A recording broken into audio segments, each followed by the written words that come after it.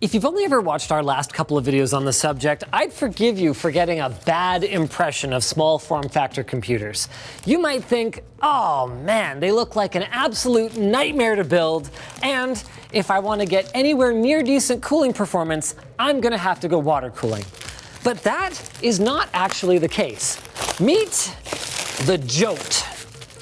Not to be confused with the GOAT. It's not the greatest of all time, it's just the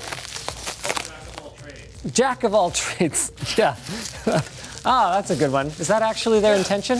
Oh, that's funny. And it's got a lot of airflow. This video is brought to you by Ridge Wallet. Ridge Wallet has redefined the wallet with its compact frame and RFID blocking plates. Use offer code Linus to keep your wallet bulge down, and you can save 10% and get free worldwide shipping.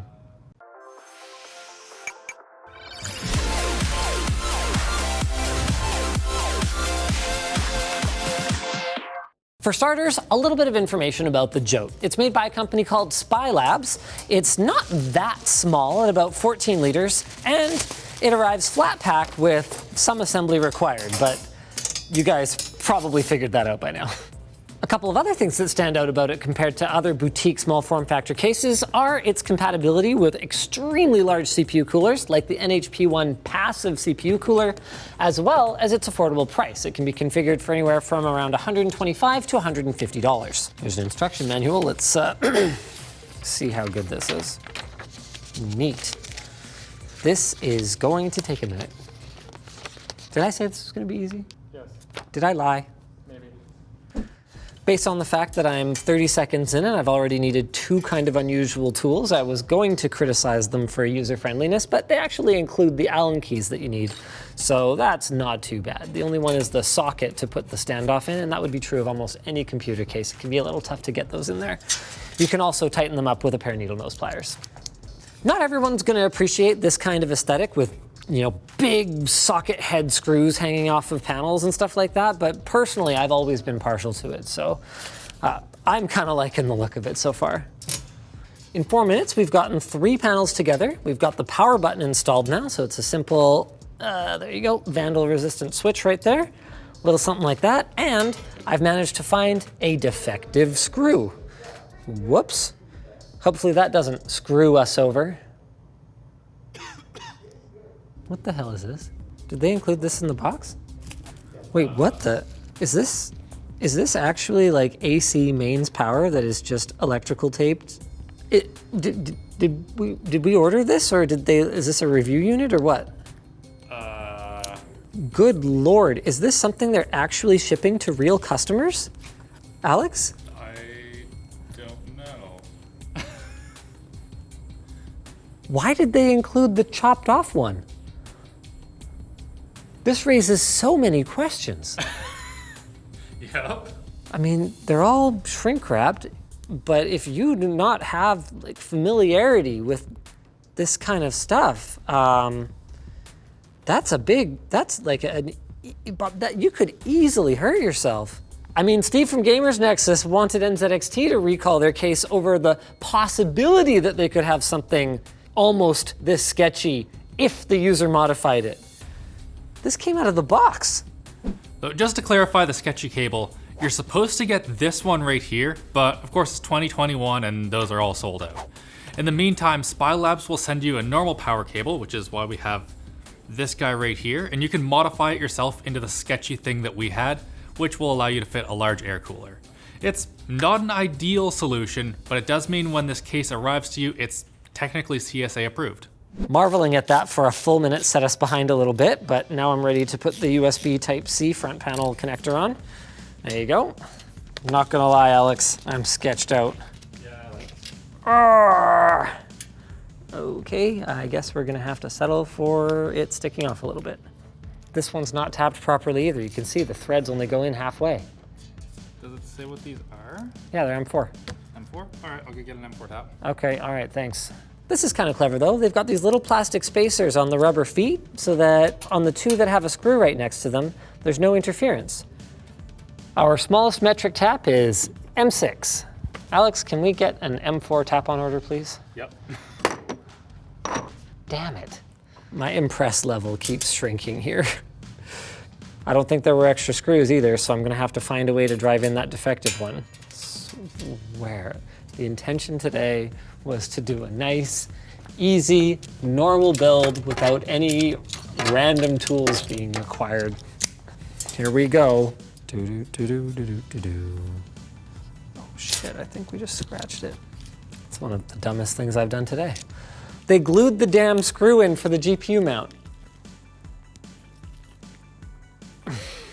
Look, they have thread locker on it. There, that's how the GPU mount goes on, all right? Why is there a rear I/O Type-C thing? In case you don't want to put it on the front? There were some challenges, but the good news is that 32 minutes later, we're ready to build. Oh, interesting. I just noticed there's an alternate location for the power button. You can also put it here. Now, the keen-eyed among you will probably have noticed that we went what appears to be completely overboard with our power supply. This is an 850 watt SFX power supply from Cooler Master, but there is a reason for it. Small form factor power supplies generally have much less capacitance than full-sized models, and what that means is that if you have any components with high transient loads, like, say for example, RTX graphics cards, which is to say they'll suddenly pull a very large amount of current and then kind of ease off, you can end up blowing these things up if you don't overspec them, even though theoretically they should have been fine. Okay, well, how's the power supply bracket figure into all this? There's no instructions to install the power supply bracket. This is the worst. Wait, what the hell? I just found another spot for the USB-C. You can also put your USB-C on the bottom. Why? Is this the top panel? Did I do this wrong? I don't get it. I'm sure someone on Reddit was like, yeah, we'll put it here. And then they were like, oh yeah, sure, we can just put another hole in it. That's legitimately probably how that story goes. Yeah. Here we go. I got this. So this goes through the spacer and then into the power supply unit. Yeah, let's plug this in first. Oh, that's a good idea. I mean, well, it's an idea. I don't know if plugging this into anything is a good idea. Look, they've got a space here for the cable to come out, but then they give you a cable that goes this way. Maybe also these screws are rusting already. The About page on their website says, at Spylabs, we are all about function over form. Never thought elegance mattered that much to me, and then I got rusty, mismatched screws right on the top of my case, and I changed my mind. Well, the power supply's in, for better or for worse. Let's put the motherboard in. I mean, whatever. I don't think there's any rules. We've gone with an Asus B550i. Yeah, it's not quite as balls to the wall as the X570 variant, but it's more affordable, and since we're not overclocking, it does everything we need it to do. One key feature it has is USB BIOS flashback, which for the CPU that we're using is actually a critical feature since it doesn't support it out of the box. And that CPU we've gone with is the Ryzen 5 5600X. The theme of the build today is jack of all trades, right? And this will do it all for under $300. It's got 6 cores, it turbos up high enough that it is among the fastest gaming CPUs on the market, and it consumes just 65 watts, meaning this system is going to be nice and quiet in spite of its small stature. On the subject of cooling, the order of operations here is going to make our build either a lot easier or a lot more difficult. So we want to get our cooler prepared, that is, get the mounting hardware installed on the motherboard. We want to plug in our 8-pin EPS connector, boop, little something like that. Then we're going to install the motherboard and bolt on the cooler. What's frustrating about this one is that compared to the last couple of nightmare small form factor builds that I've done, this one, all the challenges feel unnecessary.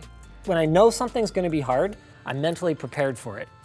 When a screw just has the head filled in and I can't get my screwdriver in it, that's not a good time.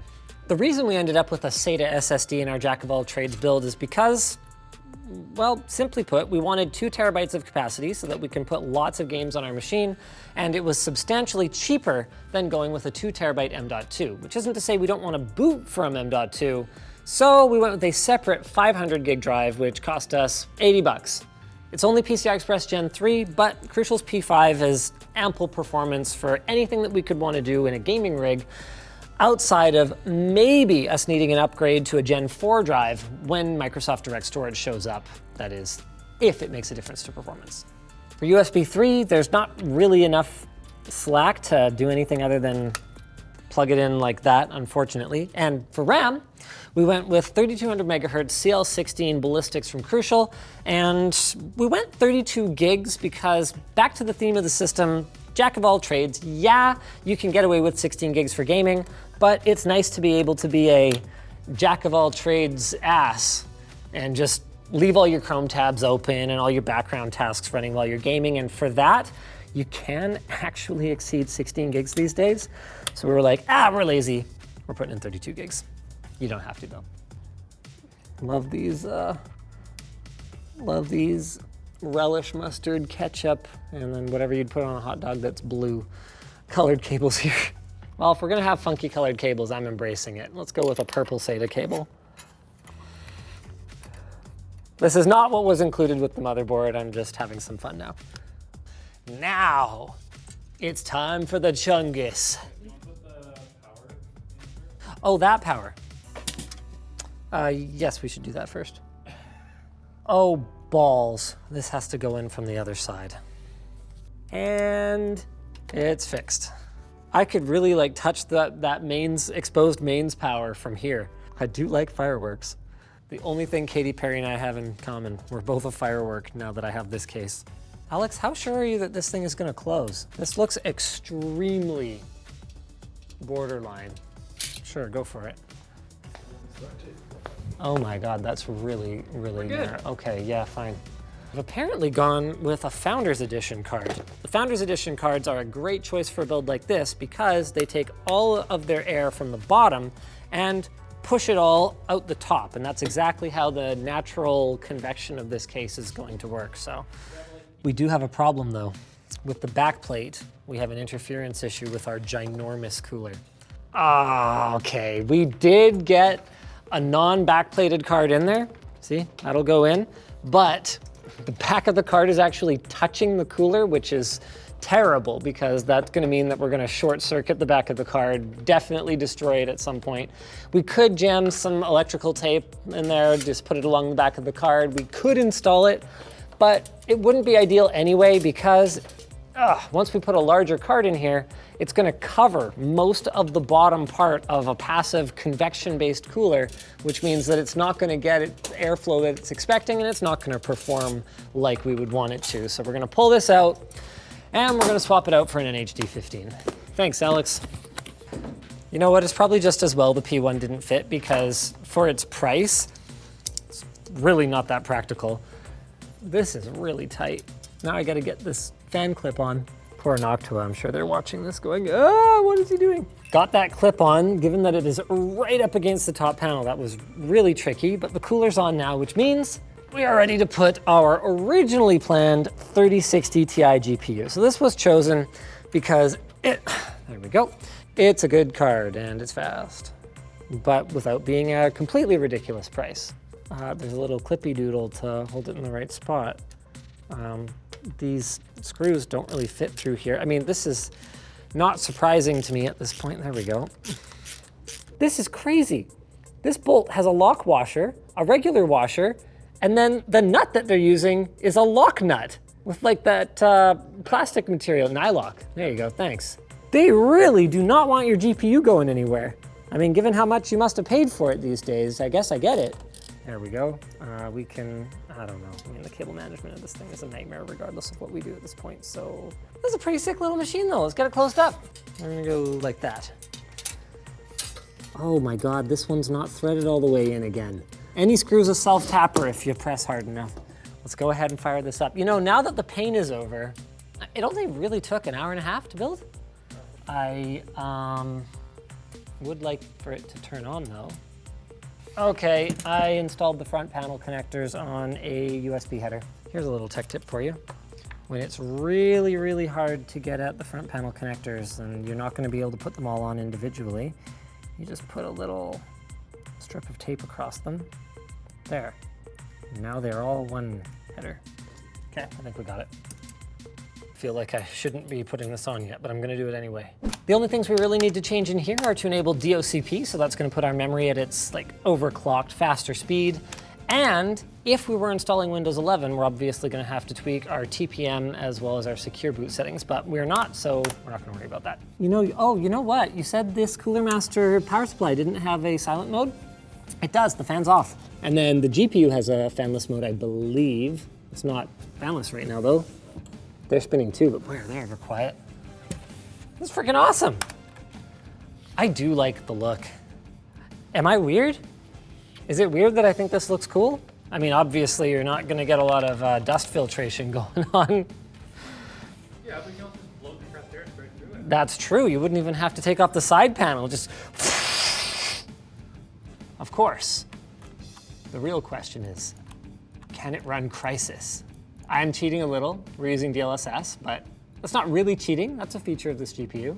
The total cost for this build is around $1,750, which is not cheap by any stretch of the imagination, but when you consider that this does basically everything that a top-of-the-line gaming machine would do, is darn near silent. We're running Crysis Remastered at 1440p, very high, at around 60 FPS.